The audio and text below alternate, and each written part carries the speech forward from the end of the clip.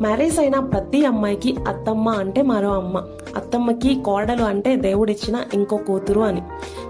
అత్త కోడలు అంటే ప్రేమగా ఉండడం ఇంపాసిబుల్ అని లోకం చెప్తుంది. బట్ మన దేవునితో సమస్తము సాధ్యమే. Praise to Jesus. Welcome to Christian women life style.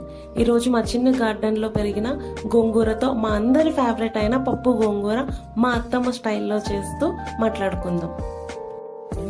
Marriage అయిన ప్రతి అమ్మాయికి అత్తమ్మ అంటే మరో అమ్మ, అత్తమ్మకి కోడలు అంటే దేవుడిచ్చిన ఇంకో కూతురు అని. కానీ ఈ లోకం అత్త కోడలు అంటే ఒక విలన్స్ లా చూపిస్తూ ఉంటుంది. సోషల్ మీడియాలో కానీ, స్టోరీస్ లో కానీ, మూవీస్ లో కానీ ఎక్కడ చూసినా అత్త కోడలు అంటే ఒక విలన్స్ లానే చూపిస్తుంది. బట్ మనం ఈ లోకాన్ని కాదు, పరిశుద్ధ గ్రంథాన్ని చూసి నేర్చుకోవాలి. పరిశుద్ధ గ్రంథంలో, రూతు గ్రంథంలో నయోమి, రూతు అనే అత్త కోడలు ఉన్నారు.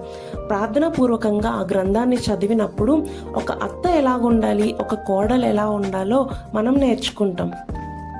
వేరు వేరు ప్రాంతాల్లో పెరగడం వల్ల, జనరేషన్ గ్యాప్ వల్ల అత్త కోడలి మధ్య చిన్న చిన్న గొడవలు, మిస్అండర్స్టాండింగ్స్ వస్తాయి. నేను కాదనట్లేదు. బట్ క్రైస్తవ స్త్రీలుగా వాటిని మనం దేవుని ప్రేమ, క్షమా గుణం, లోబడ్డం, ఓర్పు, సహనంతో వాటన్నిటిని మనం జయించాలి.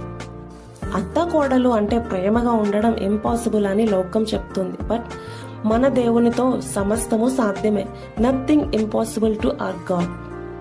అత్త కోసం కోడలు, కోడలి కోసం అత్త ప్రార్థన చేసినప్పుడు దేవుడు వారి వారి హృదయాల్ని, పరిస్థితుల్ని, ప్రవర్తనని, సమస్తాన్ని మార్చేస్తాడు. అన్నిటికంటే మనం ప్రేమను కలిగి ఉండాలి. ప్రేమ సమస్తాన్ని జయించగలదు. పరిశుద్ధ గ్రంథంలో ఆ తరానికి రూతు, నయోమి నేటి వరకు కూడా మాదిరి. అయితే ఈ జనరేషన్ కి మనమే మాదిరిగా ఉండాలి. ప్రార్థన చేసి వాక్యానుసారంగా నడుచుకున్నప్పుడు అత్తే అమ్మ అయిపోతుంది, కోడలే కూతురు అయిపోతుంది. దేవుడు ఇది నా జీవితంలో నెరవేర్చాడు, మీకు కూడా నెరవేరుస్తాడు. ఆమెన్.